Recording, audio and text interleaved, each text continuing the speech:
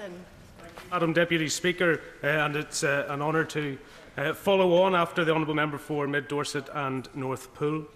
Madam Deputy Speaker, I think I just want to briefly outline that whilst we share some of the misgivings that have been raised this afternoon in this debate, we as a party would be supportive of this bill passing second reading.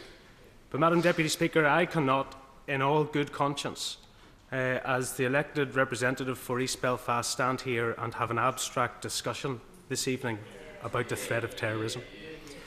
Terrorism hit home in my constituency Friday week ago, and sadly the tragic consequences materialised today. Adrian Ismay, when he left his home Friday week ago, left his home as a diligent and a dedicated public servant. He was on his way to his place of work as a prison officer. He had served the Northern Ireland Prison Service for 28 years. He worked in Heidenberg Young Offenders Centre. And whilst he emulates all which is good about our society in Northern Ireland, and his service was dedicated to bringing our society together, that is a long way from the motives of those who planted a booby-trap bomb under his car. I think the way in which, the esteem with which he was held in Hydebank is best described by the inmates he had direct contact with, issuing their condemnation and their abject horror at the atrocity that was brought to his home and to his car last Friday. The Right Honourable Member for North Shropshire raised a number of serious concerns that we share about the implications when we tackle terrorism head-on in Northern Ireland. I share those concerns, and as a representative for my party on Home Affairs and Justice wrote to the Joint Committee on a confidential basis to raise some of them. But an individual was mentioned earlier, Madam Deputy Speaker, Colin Duffy. Colin Duffy is a monster.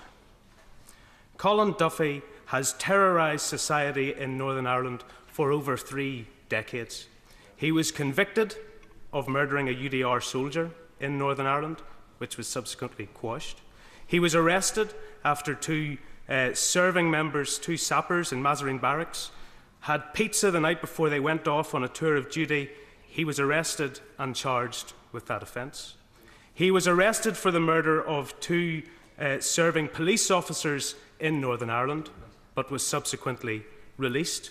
And when he was arrested less than a year ago for directing terrorism under the banner of the new IRA, an organisation with no ideology but bloodthirst and an endeavour to destroy society in Northern Ireland, he was released because the judge was prepared to order the security services to reveal the nature or the way in which he was brought before the courts. He still walks our streets today, but Mr. Ismay does not.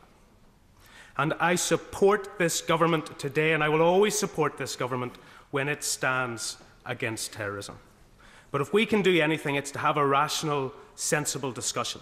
It's not to suggest that these threats are abstract. It's not to suggest that people are not dying in our streets of this United Kingdom today, or hopefully not, but that the threat remains for the months and the years to follow. We must be resolute in this House to recognise dangers both in this city of London, in Great Britain, but in Northern Ireland as well. And if we can do anything to honour the memory of Adrian Ismay, it is to make sure this government is equipped with all the powers, and our security services have all the powers they need to bring people like Colin Duffy and his cohorts to justice. Yeah.